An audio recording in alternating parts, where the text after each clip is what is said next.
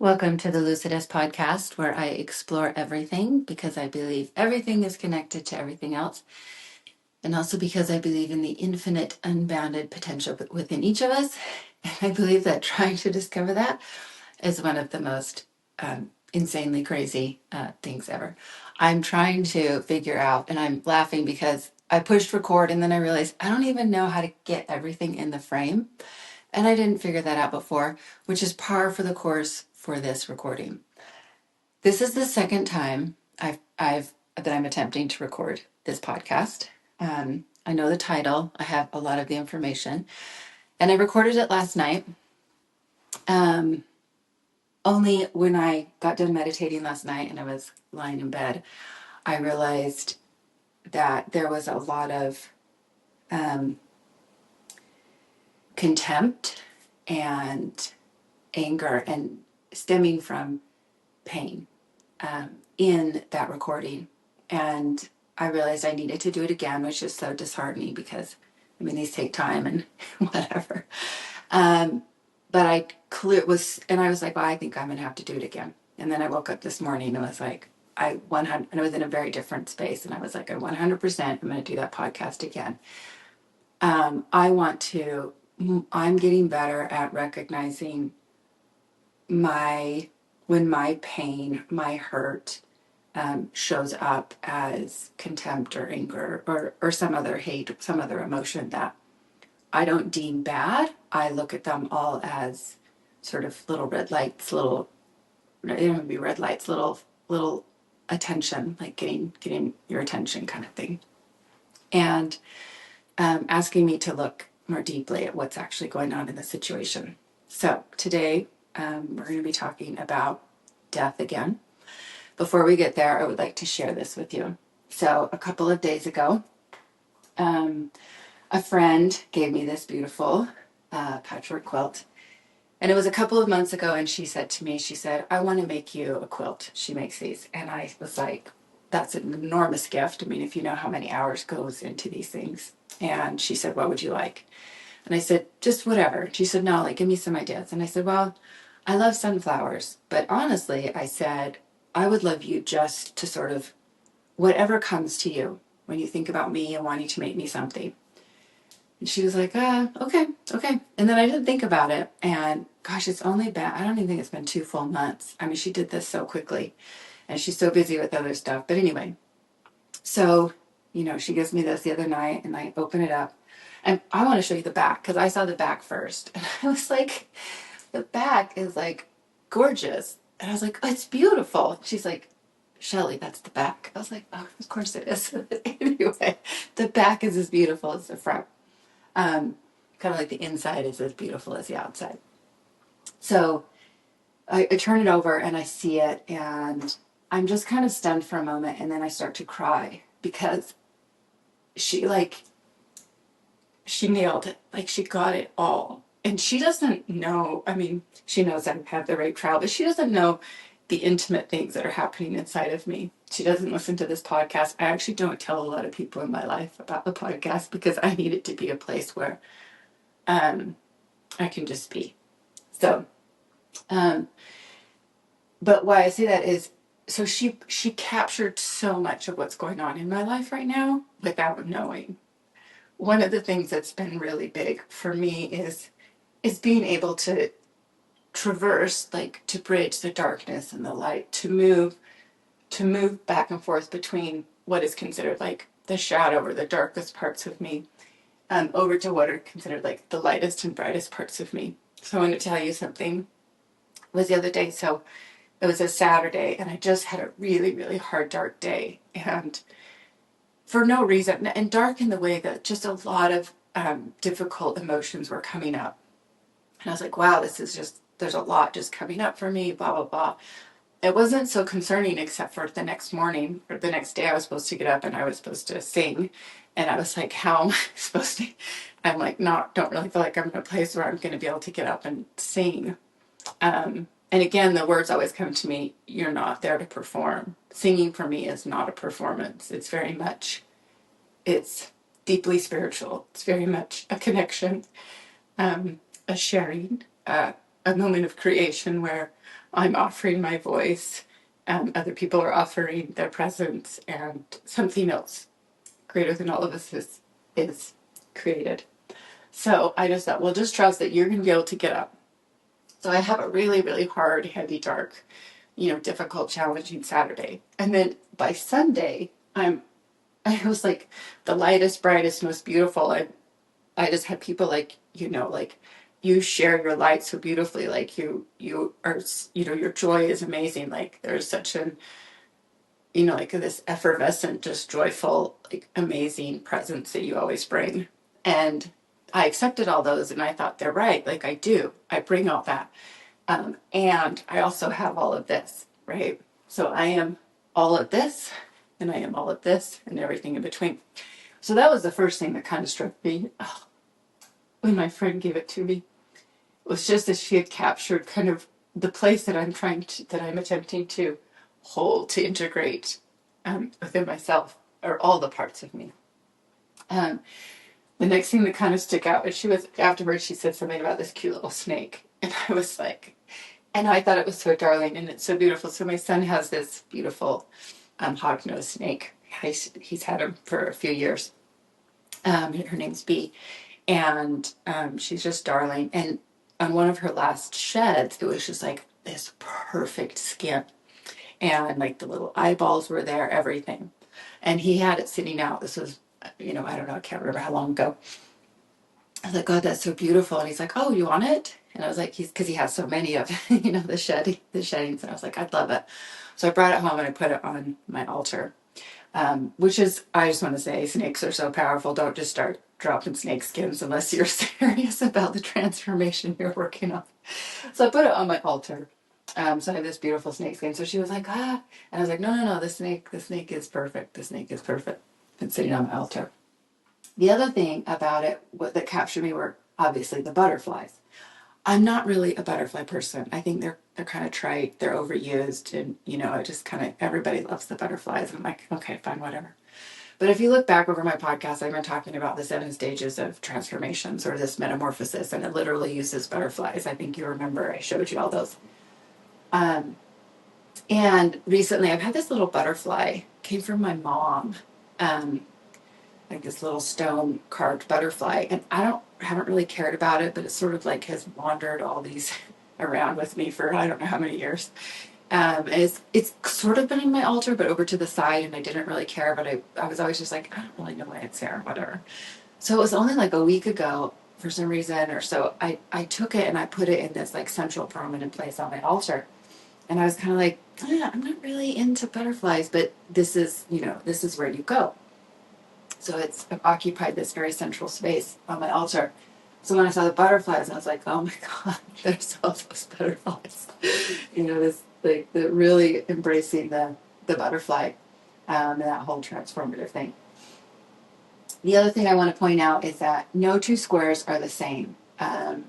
She pointed this out to me, but then I looked more closely. So some of them may be of the same material, but they're not cut in the same way or placed in the same way. She talked about how it really mattered. You could just turn one of them and it would change the whole thing.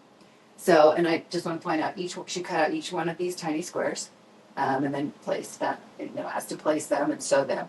But then she cut out every single one of the butterflies and then, has to and sews those on top of the things.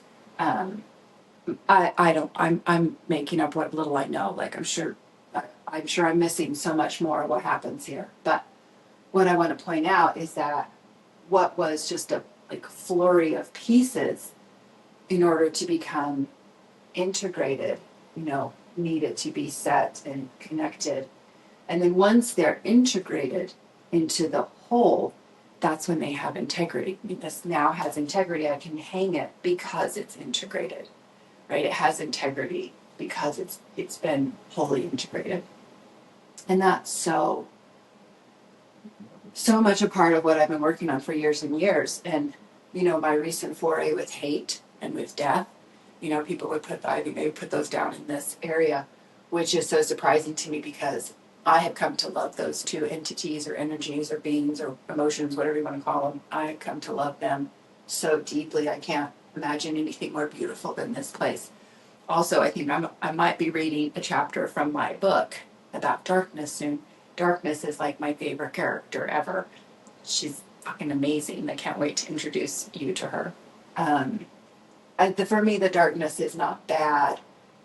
It's scary, it's hard, but it is the reason that when I go out into the world, I can shine my light because I have these roots, this understanding, this wisdom, this knowing that can only be found here, like any tree. Where are its roots? It reaches into the sky. I know, we all know this, but it's for real. It's not metaphor, it's for real. Okay, so Carl Jung. I never met Carl Jung. I was introduced to Carl Jung's things over a decade ago, 10, 15 years ago. I remember at one point I had this huge red book on my coffee table, sat there for like 3 years, 4 years. And I didn't read the whole thing. I did my best to read some of it. I looked at all the pictures and I loved it, but it was kind of just like all blowing over my head. And I was like, I love this. Like, this guy's brilliant and I don't really know what's going on. But I planted some seeds, obviously. I wish I still had that book, but that book went the way of life. Anyway, and so over the years, I would slowly dip into Carl Jung, listen to his stuff, read some of his stuff, that kind of thing. And more, I really loved it, but it was always sort of just like wind blowing past me, like nothing sort of stuck really, or nothing permeated me. Let's put it that way. Let's say I wasn't porous enough for his teachings to go in. Okay, fast forward to, I talked about it. I had my second MDR session, and suddenly death is there, and I'm having all these experiences with death, learning from death, just so beautifully, so beautifully. And I've learned from death before, but these were very different. I'm a very different student than I used to be, and my lessons are very different because of that. So I had my third EMDR session, and at the end, we happened to be chatting with my therapist, and we were talking about, I don't remember what I said, not talking about death, and she says, oh, maybe you should look into Carl Jung. I was like, oh, I have, he's wonderful, but I don't know, it hasn't ever really hit for me. She's like, okay, just a thought. And I was like, okay. So I come home and I'm getting ready for work, and I thought, I'll just go on YouTube, click on a Carl Jung video, and we'll just see what we get. So I click on it, and I don't even read what it says. And he starts talking, and the first thing that comes out of his mouth is this: in death. I was like, what? Like, I had literally chosen, of all the thousands and thousands, however many Carl Jung videos, I have literally chosen one where the second word he uses is death. And that is my teacher right now. In death, something ancient is reborn, not new, but remembered. At the core is ancestral memory, remembering what has been forgotten. In death, something ancient is reborn, not new, but remembered. So I want to share the video I watched, I've now watched it twice. I'm going to definitely watch it again. I'm going to share that link. I encourage you. It's 45 minutes long. It's beautifully, I think it's artificial intelligence, but it doesn't matter, but it has some beautiful illustrations to go with Carl Jung's voice, which I love. I highly recommend listening to it. I'm just going to touch on some of the things that really stood out to me. Before I get there, I want to share a little bit about what I've been writing. That, again, it's so bizarre. I never know what anything's going to teach me. So death has been teaching me about power, which is not at all what I thought death was. I mean, death's been teaching me about so much. Trying to find where I thought I had it ready. I didn't, but I do now. So I don't think I'm going to read this whole thing. I have no idea what I'm doing today. I just know that yesterday was wrong. Not wrong, but yesterday was not ready. I needed to work through some of my personal stuff before I could, so that what I share is given as clearly and as freely as possible, obviously through my lens, but also in such a way that it's not, I haven't tampered with it, so to speak, or as little as possible. Trying to get the message through my lens in such a way that you can find your own way with your lens. Hopefully that makes sense. So I'm just going to briefly, I don't know how much of this I'll read, but so, Dad's asking me to consider, like, who is power, right? So, and for me, that's how I'm going to talk about it. For me, hate is just a being, because it's easy for me to work with hate that way. Death is a being. Power is a being. So who is power?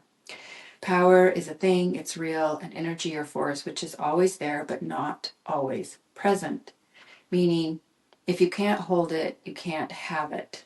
And not hold with hands, but hold with body, with mind, with spirit.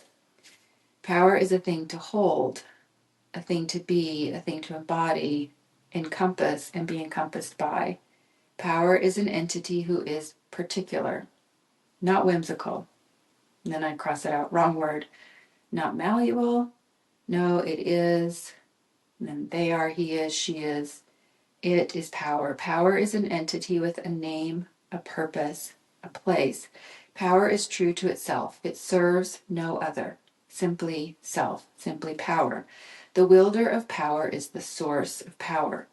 Power is an entity of homeless origins, seeking only the vessels which can hold it, wield it, contain it. Power is a thing we know and feel, we see and touch, but isn't for the taking, it's for the holding. Why wielding? Not using, wielding, like welding, merging, combining. Power in its truest form is. In its basest form, it is used. I'm going to read that again, because when I wrote that, I was like, whoa. Power in its truest form is. In its basest form, used. Manipulated, abused, stolen, fractured, feared. I'm going to read that again, because I need to hear this again. Power in its truest form is. In its basest form, used, abused, manipulated, stolen, fractured, feared. Okay. And then after I wrote that a few days, no, I guess I wrote that maybe about a week or so ago. And then I came back, and what I've been really working on, what death has been showing me, is the power of opposites. That only by integrating both, only by being able to balance, only by being able to bridge these opposites, that's where the true power lies. I'm still learning, but what I wrote is born from the power of opposites. So the truest form of power, and then I wrote this, and I was like, oh, this is, I just got done with, I hadn't realized I had just gotten done writing about power when I was about to start this one, the power of opposites. And then I went, wait, I just wrote about it. So I started this where I left that one. I wrote, the truest form of power is. So the power of opposites is the opposites. I want to say it again. The power of opposites is the opposites. So the power of it is not that you can be right here. It's like that you can hold those two. The power of the opposites is the opposites. Not their watered down forms, nor their socially acceptable forms, nor their religiously or morally or culturally or ideological distilled forms. The power of opposites is the opposites. In their true nature, love, hate, life, death, give, take. Is power active or passive? Neither. It just is. Something about the is of being. Power is. Is you being you? Is power you? When are you aligned with you? When are you true? And then I wrote power opposites sovereignty. I don't think I wrote a little bit more of it. Oh yeah, I did write. So I was going to talk about sovereignty, and that's what it says there.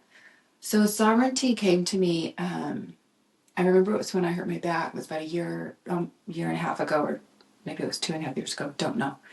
And sovereignty was this word that kept coming to me. Sovereignty, sovereign. And I was like, what is sovereignty? Like I've even looked at the word. It's a very difficult word to understand. Or I would say the current definitions of it, I think, are not catching what I'm being asked to catch. So I wrote sovereignty. You're born with it, but not the ability to hold it.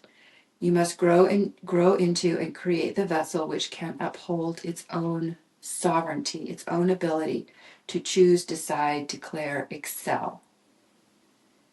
I want to say it again. Because when I wrote this, I stopped and I just kind of stared at it for a second. And I was like, we are all born with our own sovereignty, but we're not born with the ability to like hold it or embody it. I think embody is a better word. We're not born with it. We're born with it, born with sovereignty. We are not born with the ability to embody it. We must grow into and create the vessel which can uphold its own sovereignty, its own ability to choose, decide, declare, excel. And then I wrote, you can't fake it, you can't pretend. It doesn't look any certain way. It is the vessel's expression.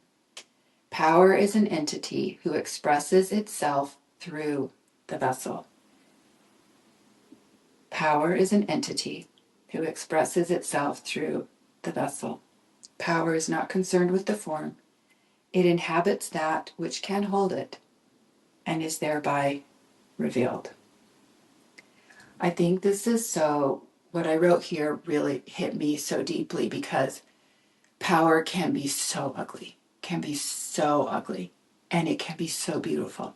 And I've never really understood power before. And I have been afraid of power at times because I've often asked myself if I really allow, sometimes I can feel this like incredible power inside of me. And I'm like, if I choose to wield that, what if I turn ugly? Or what if I do something hurtful or hateful or mean or ugly and all that does?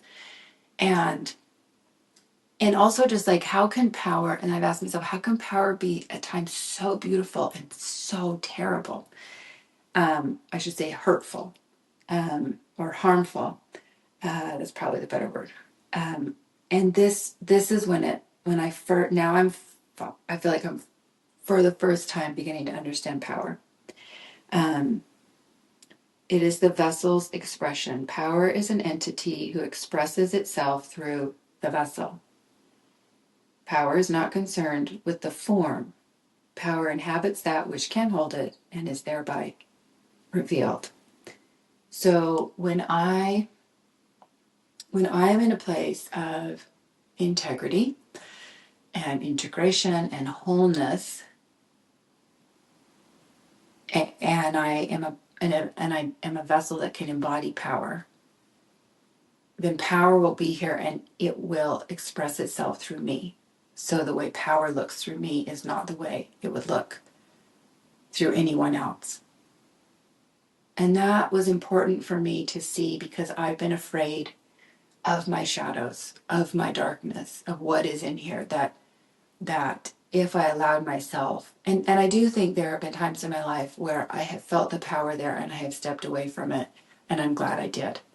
I do believe there were times in my life where I could have and maybe would have done harm with sort of that personal sovereign power that each of us is born with. Okay, so I share all this because this is what's been going on in my life. This is what I've been writing about. Da, da, da, da, da. Now we're back to the video I mentioned, the Carl Jung video. Every word he spoke was like, I was riveted. Every word he spoke was as though he was speaking to me, to my soul. Like every word didn't just like find its way in. It was like living. It was like he was watering a garden. Every word was like watering a garden that already existed and I didn't know it. was almost like, it was like, look, you have this garden, like you've tended it, and you just like, I don't know how to describe it other than it literally was like, what, every word was like water falling into this beautiful garden that just, and I was like, whoa, every word is for me and is me and speaks to me, and just all of it. It was so profound. So now I'd like to share Carl Jung's words. I'm going to start at the beginning. In death, something ancient is reborn, not new, but remembered. At the core is ancestral memory, remembering what has been forgotten. By the way, these are paraphrases. So don't crucify me for not getting every word right, because it's not. Almost all of them. I mean, I put in little words to try to make a cohesive narrative. But almost every word is his that I'm going to read, but not exact. Okay, so then Carl Jung starts about talking about a certain type of person. He calls them something. I'm not going to use that word because it's so misused and abused and misunderstood. I'm just going to skip it, and I'm just going to say they. So he's talking about a certain type of person, and they, when I say they, you'll either resonate with them or you will not. So, okay. In death, they cease being victims of experience and become students of the soul. And what we're talking about here are all the little deaths, that little and big deaths that some of us experience during our lifetime. I swear I've died so many times in this lifetime. It's crazy. I mean, the more you look around, the more you realize, oh my gosh, I've gone through so many deaths to get to here, to be the person I am today. And Lord knows how many more deaths I get to go through until I get to face the big D, the big death. Okay. They no longer need to fix. They do not rush to rescue. I'm going to say that again, because in the last,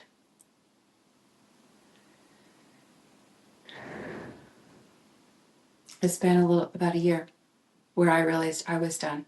I was done trying to help people. I was done trying to heal people. I quit doing energy healing, but that was before that. But I quit trying to fix people. I quit trying to get people to see. Yeah.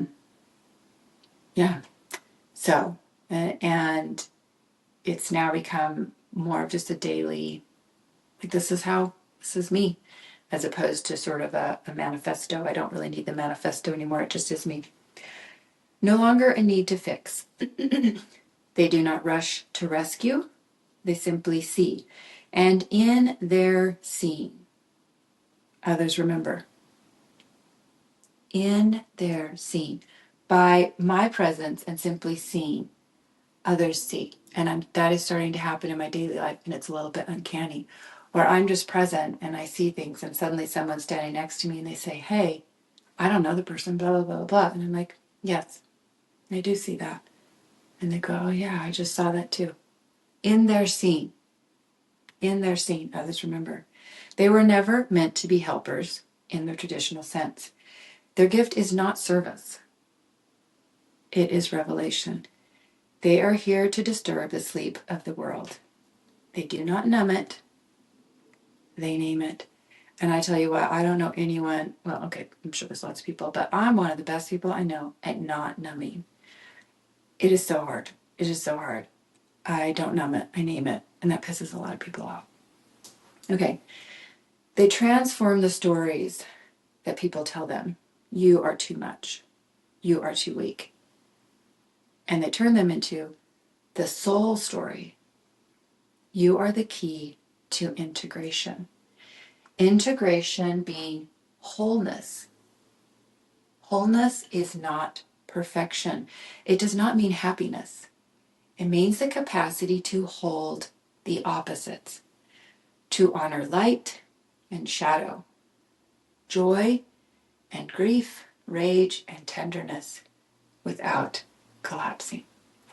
I want you to know that my recent foray with hate, and I know I still need to finish that, and I will, but we're just not quite done, took I thought there were moments where I thought I would collapse. I was like, this is so big. And what I realize now is I took it all personally, and it's not all mine. And we'll get into that. But to be able to hold the opposites and not collapse is the first sign of integrity.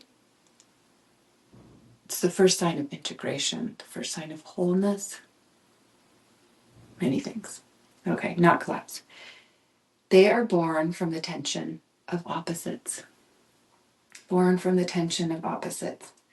This integration requires solitude, to leave the noise of the crowd, to hear the whisper of the soul. They must learn to befriend the hermit within. I have spent so much time alone. And it wasn't like I didn't like, I mean, there were moments, there have definitely been moments where I don't like people. But there were times where it was just like, and I've talked to my therapist about it, it's something to me was just like, no people. Like you are with people when you need to be, and then you go and you be with yourself. And I realized more and more I would not be the person I am today with the wisdom and understanding and the roots I have within myself if I hadn't have taken that time. Leave the noise of the crowd to hear the whisper of the soul. They must learn to befriend the hermit within and return with vision, with truth, with gnosis. Their presence alone becomes catalytic. Their presence alone becomes catalytic, not because they preach, but because they embody. They become the living antidote to unconsciousness, not by striving, but by being. I can't even say that. Like that, reading that, I was like, and why that was so profound, because more and more, as I said, in my daily life, I'll just be somewhere. I'm standing there and I'm seeing. I often see way more than other people see. And someone is, I may or may not know them, is suddenly by my side, mentioning, asking, and I'm like, oh yeah, I didn't say a word. I didn't say a word. I didn't do a thing. Their presence alone becomes catalytic. It's been a little bit bizarre. Okay, here's the big thing. I have taken so much of my journey personally, and believes the story that there's something wrong with me. This was, and I mean, I've heard Carl Jung say this before, but it didn't hit. I'm hoping if there's someone out there like me, that these words land for you the same way they landed for me. It's been a long road. Today, we medicate what ancient tribes initiated. Today, we medicate what ancient tribes initiated. Today, we literally try to medicate what ancient tribes sent people out to bring to life, to give birth to initiate in their life. You know, we like try to put every struggle and ounce of suffering, like shut it down, like make it go away. And they were like, go out and suffer. Go suffer. You need to suffer a bit before you have any kind of maturity or understanding or wisdom. We silence what older cultures sanctified. We silence what older cultures sanctified. Their suffering is not proof of their dysfunction.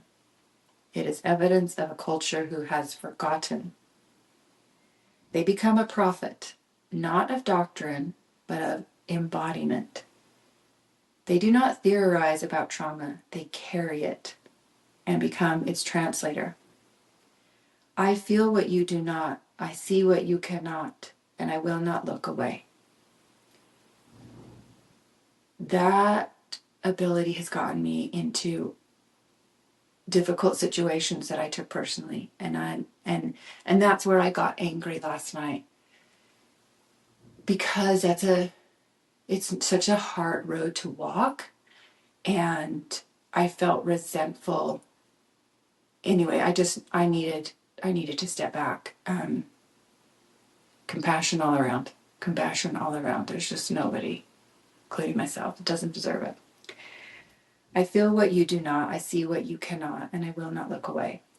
They are often exiled, scapegoated, pathologized. They are often exiled, scapegoated, pathologized. They must learn to put down the scapegoat burden. The first thing I started working on with my therapist when I started with her 8, 9, I don't even know how many months ago, First thing I walked in, I said, I realized for the first time in my life, I'll tell you what happened because it was so amazing. This is often how you get messages. I'm up in the mountains, I'm hiking, and all of a sudden something, I remember it was my left hand, something like I suddenly stopped on the trail and I looked down at my hand and like it was like my eyes blurred and all the veins, everything, like all the little lines, the lines on the palm of your hand, it suddenly like morphed into like a blueprint. And I could see like the blueprint of my life. And I'm totally sober. Like I haven't taken anything, but these moments just happen. Um, and something in me just, and I looked at it and I could see this blueprint and the words came, I will no longer be a scapegoat. I will no longer be a scapegoat. Right. And not long after that, I started my therapy with this current therapist. And I just told her about that. And I said, I'm done. I'm done being a scapegoat. And we worked on that a long time. It still kind of rears its head, but I'm pretty quick to go, not mine, not me. Sorry. You got to take that somewhere else. Um, so when I hear Carl Jung saying this a couple of days ago, I was like, what? This is fabulous. Often exiled, scapegoated, pathologized. They must learn to put down the scapegoat burden. They are not here to carry the sins of the world. They're here to name them, to feel them, but only long enough to translate them into awareness and then release. Release is the final initiation. That moment is liberation, 100%. That moment is sovereignty. Again, like I loved that, like the whole sovereignty thing that I had been trying like for at least a couple of years to understand, as it comes through again, I'm like, oh, no idea. Like, anyway, it's very cool. It's cool when I stumble across words and then they come back around. And when they come back around, they in such a way that I get them, I embody them. There's a gnosis in my body about them. So I just want to read that again because it's so profound for me. They're often exiled, scapegoated, pathologized. They must learn to put down the scapegoat burden. They're not here to carry the sins of the world. They're here to name them, to feel them, but only long enough to translate them into awareness, then release. Release butterflies. Release is the final initiation. That moment is liberation. That moment is sovereignty. That moment is the reclamation of the true purpose. Reclamation of the true purpose. Not to heal, not to serve, but to awaken to the fact that the collective shadow is not evil. It is unlived life. It is all that we have not yet dared to integrate. 100%. I would say one of the most profound things I've done a lot. One of the most profound things I've done was to look at, see, feel, embody, and know my hate. Yeah. It's literally transformed everything. It's crazy. So integrating. The unawakened one seeks validation. I spent my whole life doing that. The mature one seeks connection, which is not fusion. It is true contact between sovereign souls, and this requires humility. This requires humility. I think I've experienced that briefly for certain moments. They become a chalice, a vessel, a container of mystery. They hold suffering without becoming it. They honor the pain without identifying with it. This requires a descent into the underworld of the self, facing their own shadow, confronting the parts of themselves that secretly enjoy being needed, that derive identity from rescuing others, for they fear their own emptiness and use service as a distraction. 100%. I think the most recent one for me is fearing my own emptiness and my own chaos. So my recent forays into this, my own darkness have sort of soothed those fears I had about myself. Only then can they say, I see your pain. I honor it. But I do not need to fix it to feel whole. This is true compassion, not codependency in disguise, but presence without agenda. Presence without agenda. And again, I think that's what's happening in those moments where I find myself present, seeing and feeling and aware of certain things, and then something else happens. I didn't have an agenda. I wasn't trying to do anything or make anything. Just my presence is what happens. Then something extraordinary happens. They emit a field, not a shield, not a wall, but a field of coherence. Others soften in this field, not because they are being saved, but because they are being seen, seen without judgment, the rarest form of love. And this can only be done once they've seen themselves in their entirety, their own rage, their own hunger, their own divinity. They awaken and become the author of their life, and their life becomes a living text, a scripture not written in words, but in presence. Presence that disturbs. Presence that liberates. Presence that says, I am here fully. I invite you to awaken. It's not comfortable, it's sacred. He goes on to talk about they live as a symbol to evoke and initiate wholeness. Not perfection, but the capacity to integrate opposites. They're not light workers, they're twilight dwellers. They carry dusk and dawn. This in-between is the very place where transformation happens. Patient as the moon, wise as the serpent. Those are some of my favorite words. Patient as the moon, wise as the serpent. Any soul endeavor. Patient as the moon, wise as the serpent. They do not lead in a traditional sense. They do not command. They transmit a new frequency. They feel in an unfeeling world, which is an act of rebellion. They stop asking for permission. They stop apologizing. They stop shrinking. They illuminate what others have worked hard to forget. They're not here to make people comfortable. They're here to make them conscious. Conscious of the grief they swallowed as children. Conscious of the dreams they abandoned. Conscious of the rage they turned inward. Conscious of the shadow they project onto enemies and strangers and lovers.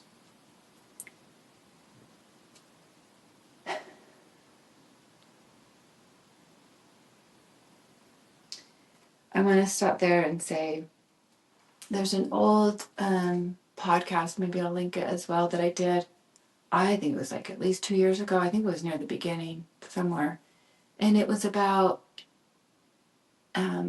integrity. I remember integrity for many years was a big word for me. Like I kept feeling this calling, like you need to have integrity, you need to have integrity. And I was always just like, okay, what exactly does that mean?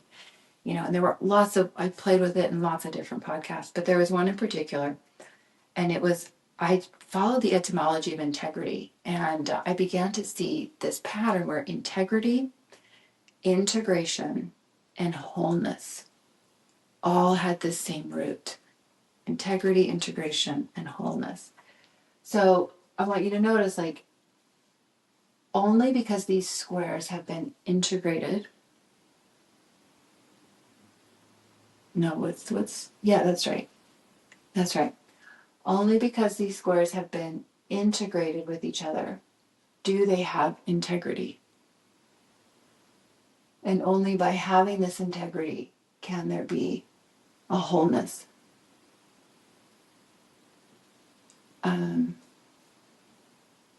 And that's what I feel like so much, even though this starts and talks about all the deaths, and that all the deaths are important that we need to go through in order to be this person. I feel like you could also have and he does talk about integrity, integration, and wholeness. He uses those words. I wish he were here and I could interview him and say, let's talk about these 3 words. Let's talk about this podcast I did a while ago. So just really, I'm going to pause again. I don't know why, just because I think this is super important. integration. When you integrate the different parts, you integrate the different parts of yourself, all of them, from the darkest one to the lightest one, to the strange one, to the boring one. When you integrate all the parts of yourself, you begin to have integrity. And the integrity grows, and the integrity grows, and the integrity becomes stronger and larger. And soon you have a wholeness. You have a wholeness that can embody, encompass, be present to the whole thing and not collapse. And that not collapse part is really important, because there have definitely been times where I have collapsed in an attempt to integrate and be present to my wholeness. And I'm sure haven't been present to my wholeness, but I'm doing better. Okay. The world is not waiting for perfect healers. It's waiting for whole humans. Humans who feel deeply, love widely, weep loudly. Remembering is the gift. It will cost you. Make no mistake, the path is lonely at times, misunderstood, dismissed, and feared. But remember, you were never born to heal the world. You were born to awaken it. To awaken it not through ideology, but through intimacy. Not through performance, but through presence. Not through avoiding pain, but through embracing it as a gateway to wholeness. You are not too much. You are precisely what this dying world needs. It needs your trembling, your knowing, your sacred sensitivity, but not as a weapon against yourself, as a beacon which says, I will no longer carry what is not mine. I will no longer bleed for what will not change. I will no longer fuse with suffering to prove I care. Instead, I will fill with clarity, witness with strength, and speak with love which pierces illusion. There's a few questions he finishes with, but before I read those to you, I guess one of them is, I'll do this one quick and then I'll talk about the oracles. So this was probably one of my biggest takeaways that Carl Jung talked about. He talked about this person as the living symbol of wholeness. The living symbol of wholeness, which I swear this is what this whole thing captured. It was amazing because the Carl Jung, they came within 24 hours of each other. It was really beautiful. Stop asking, am I too much? And begin asking, am I aligned? It's one of the things he says in the middle.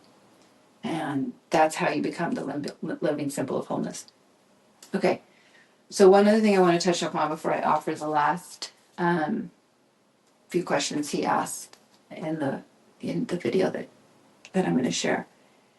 I have been slightly obsessed with the oracles of Delphi. Oracles of all kinds, like the I Ching from China, like the oracle bones, like just all kinds. But for now, I'm just going to talk about the oracles of Delphi. But I just want to say they by no means have any higher echelon for me. They're just an easy one for many people to understand. Okay, the oracles of Delphi. Obsessed with them, read everything I could get my hands on about them, blah, blah, blah, blah, blah, blah, blah. And I've always just kind of asked myself, like, what the hell? Like, why are you kind of obsessed with this whole thing? Like, what is this? Like, it was like I couldn't quite get, like, what is this? So obviously their number one premise is know thyself, which I think is, for many years I thought I would get a tattoo that said that. I haven't yet, probably won't. I think I'm whipping out on tattoos, but so know thyself. But most people don't know the next one. And it is nothing in excess. That's the translation. I would love to know what it actually says in Greek, but maybe it's Latin. I'm not sure what it's written in. But no thing in excess. No thing in excess. I would just like to point out again no thing in excess. No thing in excess. Like that's wholeness. That's balance. That's integrity. That's integration. No thing in excess. If you just are all one thing, that's not balance. I don't know how. Anyway, no thing in excess. So the oracles of Delphi, some of the most wise and fascinating, and still for me very mysterious. Okay, why did I bring that up? Because he brings this up a few times. Carl Jung talks about oracles a few times in this talk, and I don't think don't have to say I don't think I do not yet understand the true meaning and depth of an oracle. I think it's been watered down in the writing to someone who like sort of gave a prophecy. But I don't think that's actually it. I think I believe there's so much more going on there than them spouting a prophecy. And if you think about what Carl Jung says here, he said they were like a prophet, but not in like espousing some kind of ideology. Their prophecy was their embodiment. The prophecy is the embodiment of presence, of awareness, of seeing. So when I think about this calling, this like kind of pull I've had toward an oracle, it's always confused me because I'm like, I don't really want to be a fortune teller. I don't really want to give prophecies. I don't freaking know. I don't know what's going to happen. I may see something and have a pretty clear idea where that might be going if things don't change. But that doesn't, but that, first of all, it doesn't interest me. And second of all, that's just not what I feel called towards. So I'm like, what is this oracle? So I feel for the first time that I have some idea of what the word oracle means to me. And it's what Carl Jung says here about, they become an oracle in the way of a prophet, but not through this, ideology, but through embodiment. And then when I think about the oracles of Delphi, I love the know thyself, that's great. But it was the second one that really got me, which is no thing in excess. And that one just really hit me, and it still does. And I feel like, again, this whole thing is about, nothing in excess, meaning can you hold? Can you hold? Can you hold yourself? Because there's no way all of you is one thing. Can you actually hold yourself? You need to be able to hold opposites in order to hold your own self, let alone the crazies everybody else out there is, right? Like, to be an oracle is, I would say the first question is, can you hold yourself? Can you hold yourself? Can you be the vessel, the chalice, that can hold the opposites without collapsing? And that the power is in the power of the opposites is the opposites. The power of the opposites, whatever he said there, he said the power of the opposites is not, I'm now putting together some of his words and my words. So he talks about, being able to hold the power, being able to hold opposites. And when I was writing, I wrote, the power of the opposites is the opposites. You're not trying to negate the opposites. You don't negate love and hate. You hold them. The power comes from holding love and hate at the same time and not collapsing. And the not collapsing comes when you realize you can't figure it out with your mind. Okay, so I'm going to ask these last questions and I'm going to end with them because Carl Jung's so brilliant. I don't need to say anything else. I'm just trying to think if there's anything else I wanted to touch upon. I don't think so. That's enough. I want to say I'm really glad I re-recorded it. I shared a lot of things today I didn't share yesterday. I think I was rushed. And not only that, but I didn't share I didn't share some things today that I shared yesterday. And those were personal and not necessary and were not me being present and embodied. They were me definitely channeling the past. Which is not. This is something I do sometimes. Okay, last questions. So this is how Carl Jung finishes. And I highly recommend watching that video.